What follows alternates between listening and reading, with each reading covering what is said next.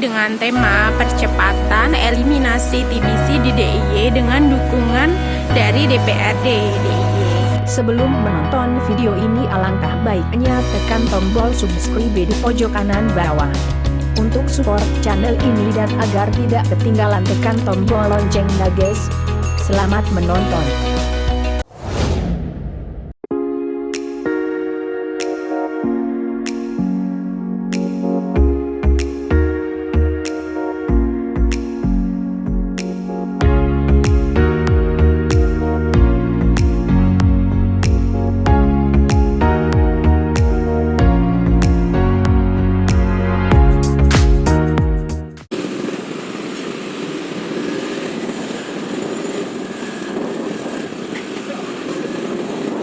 Assalamualaikum, selamat pagi.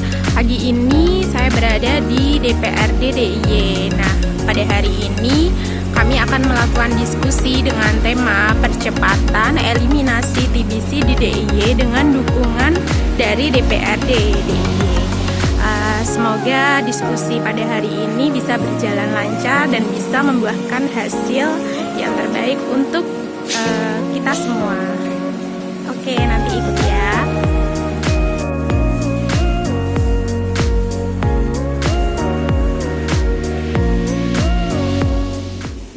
Program ini ada di semua daerah di DIY, ada 4 kabupaten dan 1 kota.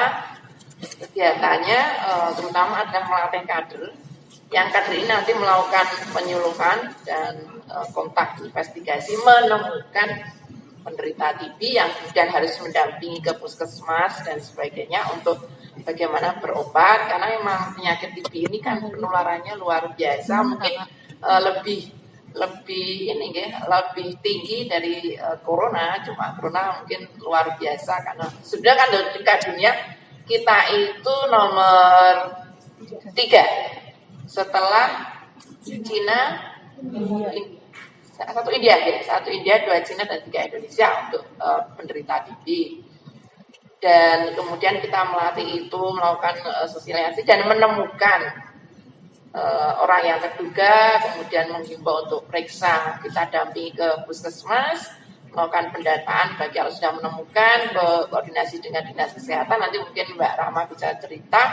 Juga mendampingi pasien yang istilahnya resisten obat, itu yang sudah berobat tapi berhenti kemudian kambuh lagi. Nah, ini di DIY itu ada 90-an ya, 90-an orang yang sudah resisten obat, artinya sudah kebal obat, yang kemudian pengobatannya harus tiap hari dia harus datang ke puskesmas, artinya minum obatnya itu harus di depan petugas puskesmas, artinya kalau kemudian dibawa ke rumah nanti nggak terminum, karena sekali minum bisa sepiring kacang goreng sekian, mungkin sampai 25 macam obat. Kemudian sebulan sekali harus periksa ke Sarjito.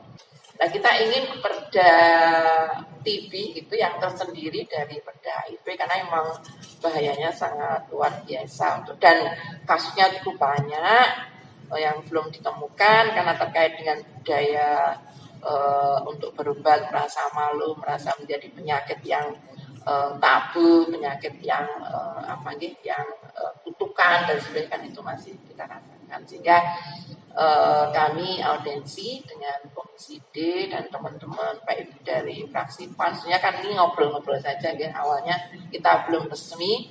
Kalau nanti mungkin ada masukan sebelum kami nanti ajukan permohonan untuk audiensi ke pimpinan, itu yang lebih resmi.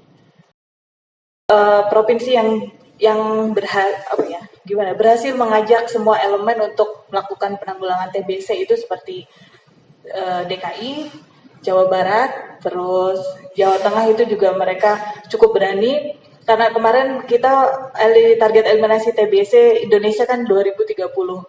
Waktu setahun lalu kita Hari TB Sedunia di Borobudur, itu Pak Ganjar menyampaikan kita Jawa Tengah berani 2025. Kita tuh yang dengerin kaget, wah berani banget 2025 udah bentar lagi gitu. Terus kita jadi ingat gitu bagaimana dengan DIY gitu, bagaimana nanti kita kolaborasinya untuk percepatan eliminasi TBC ini. Nah, di sini sudah saya tuliskan, nanti saya serahkan ya untuk bisa sama-sama dibaca. Tadi juga sudah disampaikan Ibu Zuleha bahwa Indonesia merupakan negara terbesar ketiga di dunia dengan TBC terbanyak. Dari 30 yang terbanyak. Indonesia nomor 3 dan awet. Dari dulu kalau nggak 2, 3. Alhamdulillah ya tidak 1. Terus ini kadang kalau kita sampaikan pas sosialisasi ke masyarakat, gimana Bu dengan prestasi ini, bangga nggak? Terus langsung mereka yang diem gitu, bangga nggak ya, ranking 3 tapi kok TBC-nya terbanyak gitu. Terus ini juga terkait TBC, ini TBC biasa, TBC yang kebal obat tadi yang disampaikan Ibu Zuleha adalah untuk pasien-pasien yang sebenarnya TBC biasa tapi tidak patuh pengobatan sehingga obat, karena TBC ini kan disebabkan oleh bakteri dan bakteri itu obatnya menggunakan antibiotik semuanya.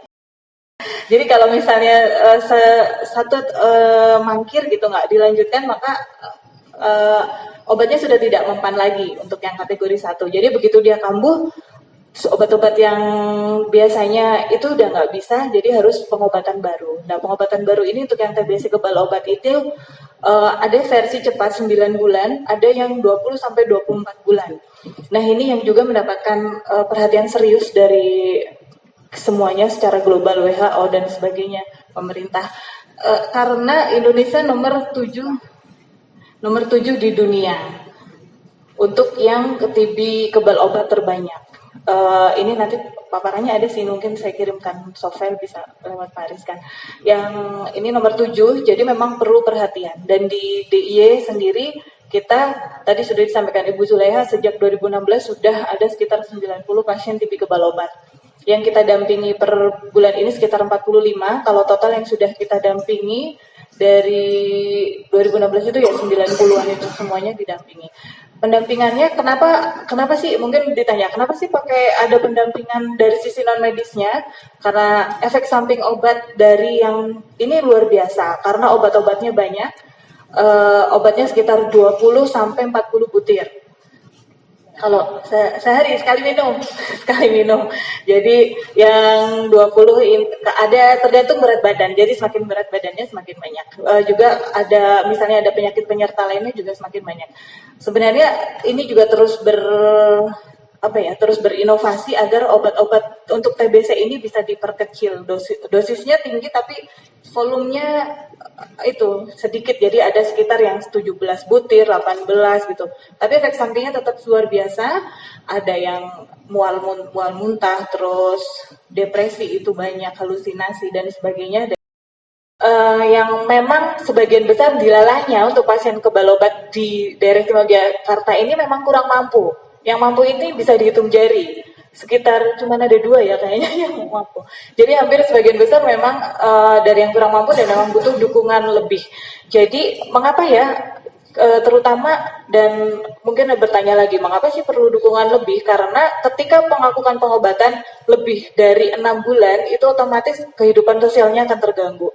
Kehidupan ekonominya akan terganggu, terus psikososial, psikologisnya sendiri. Dan untuk yang ekonomi ini terutama untuk kepala rumah tangga, karena sebagian besar yang TBC kebal obat ini juga adalah laki-laki dan kepala rumah tangga.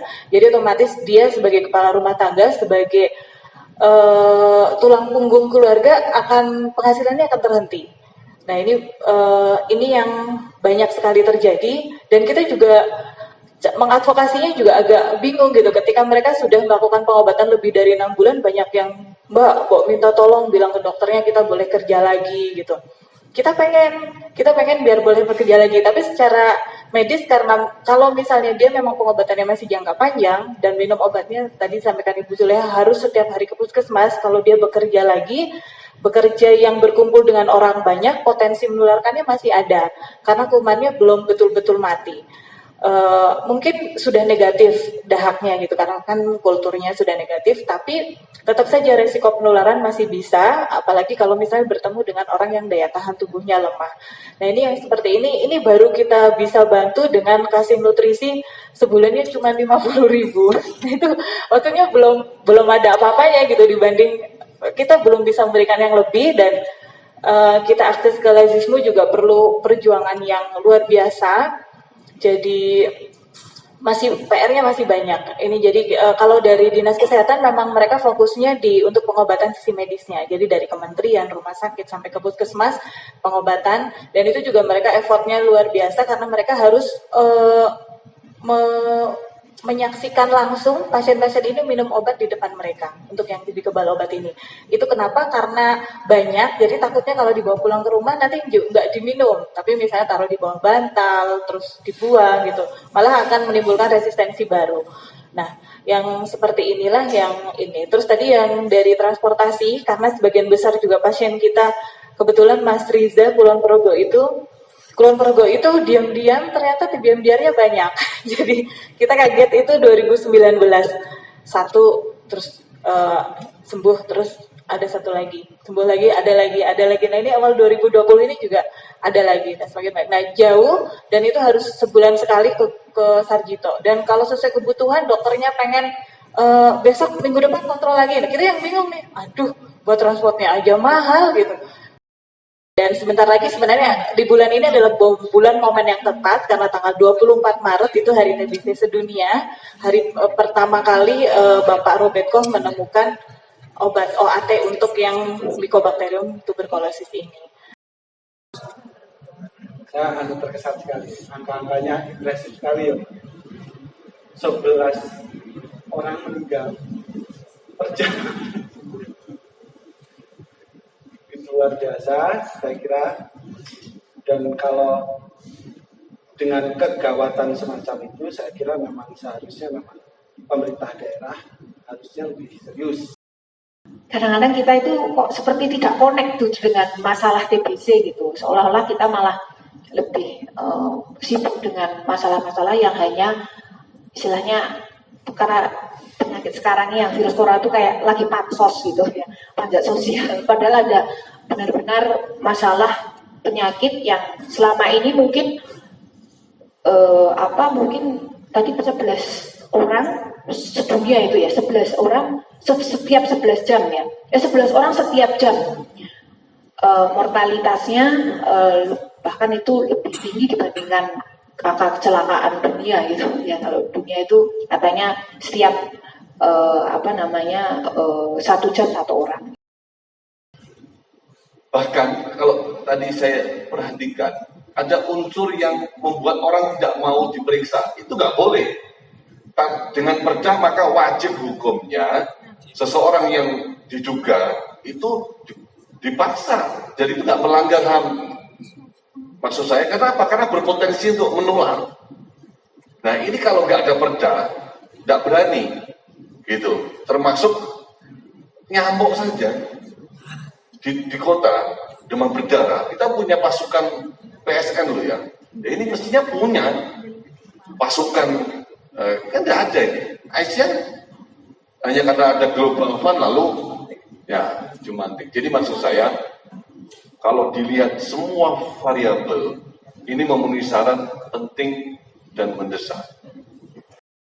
Nah, kemarin kita sampai kebingungan itu karena biasanya kita juga ngasih untuk pasien TB kebal obat sama keluarganya, kita kasih masker. Jadi dari para donatur itu ini, terus kita kasihkan kira-kira 2 bulan sekali lah satu box. Satu box biasanya 20.000 sampai 25.000. Kemarin terakhir kita ke sana udah 105. Kita sampai kaget, ini masker apa? Di sini di Jogja Pak, maksudnya beneran yang langganan kita biasanya cuma 23.000 itu pun, Mbak kalau beli 10 kita diskon 10% gitu. Kita udah senang udah langganan di situ. Nah ini kemarin ini dibatasi ya Mbak, awalnya dibatasi cuman boleh beli 3. Nah oke, ternyata kita terlambat datang, begitu datang Mbak udah nggak ada. Ternyata sekarang udah 105 harganya, terus nanti baru di dropping lagi kemungkinan akhir Maret katanya gitu, dan kita nggak tahu dapat apa enggak. Terus kalau masker N95 itu yang untuk itu lebih mahal sebenarnya, tapi kalau ini kita dapat dari Global Fund.